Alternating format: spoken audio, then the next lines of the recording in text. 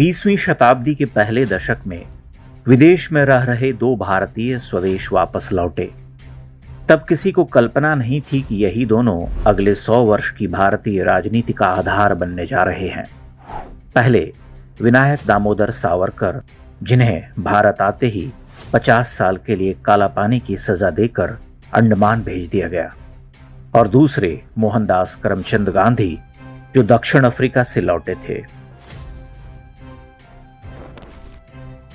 गांधी जी का पहला बड़ा आंदोलन या सत्याग्रह तुर्की के खलीफा के समर्थन में था। अगले 30 वर्ष में गांधी जी ने कांग्रेस को भारत का सबसे बड़ा राजनीतिक मंच बना दिया। गांधी जी के विचार ही कांग्रेस की नीति बन गए।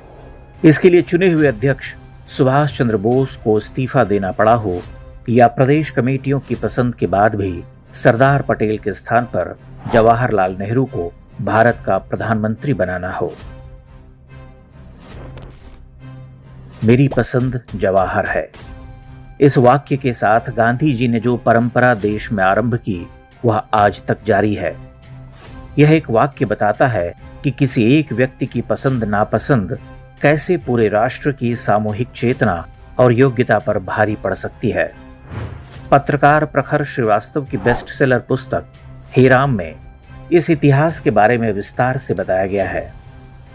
गांधी की वही परंपरा इंदिरा, राजीव, सोनिया और अब लगातार 3 लोकसभा चुनाव में हार का मुंह देख चुके राहुल गांधी तक पहुंच चुकी है। आज भी कांग्रेस ये हिम्मत नहीं दिखा सकी कि महात्मा गांधी की पसंद को अस्वीकार करके किसी सामान्य भारतीय को नेतृत्व सौंप दे।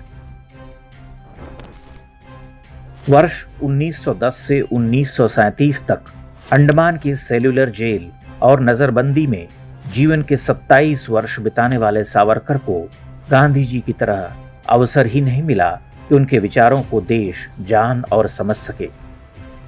जीवन का बड़ा भाग काल कोठरी में ही बीत गया, लेकिन उनकी विरासत नष्ट नहीं होने पाई। गांधी जी की वैचारिक यात्रा मेरी पसंद जवाहर है से शुरू होकर राहुल गांधी तक पहुंचते पहुंचते हांफने लगी। सावरकर का हिंदुत्व का विचार आज एक राष्ट्रवादी क्रांति में परिवर्तित हो चुका है।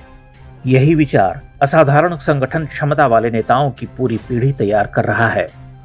यह अटल बिहारी वाजपेयी, लाल कृष्ण आडवाणी, नरेंद्र मोदी, अमित शाह, योगी आदित्यनाथ से होता हुआ उन अनगिनत चेहरों तक जाता है जो भविष्य में हिंदू केंद्रित राजनीति का ध्वज थामने को तैयार हैं। कांग्रेस आज भी 2029-2034 में राहुल गांधी के पीछे चलने को विवश है, जबकि हिंदुत्व की कोख से जन्मी पार्टी में अभी से चर्चा हो रही है कि 2034, 2039, 2044 में वो कौन सा नेता होगा जो अपनी योग्यता, कर्मठता के बल पर राष्ट्र का नेतृत्व करने में सक्षम होगा। नरेंद्र मोदी के लगातार तीसरी बार प्रधानमंत्री बनने को एक सही संदर्भ में समझना आवश्यक है। यह केवल एक चुनावी जीत नहीं, बल्कि एक कृत्रिम और प्रायोजित व्यवस्था पर एक सभ्यता की वैचारिक विजय है। गांधी से राहुल गांधी बन जाने तक की यात्रा उनकी नियति थी। वीर सावरकर के विचारों को तो एक दिन सिद्धि प्राप्त करना ही था। यह विजय निर्णायक हो और यहां से हम सावरकर की हिंदू राष्ट्र की कल्पना को साकार करें, यही प्रयास हर भारतीय का होना चाहिए।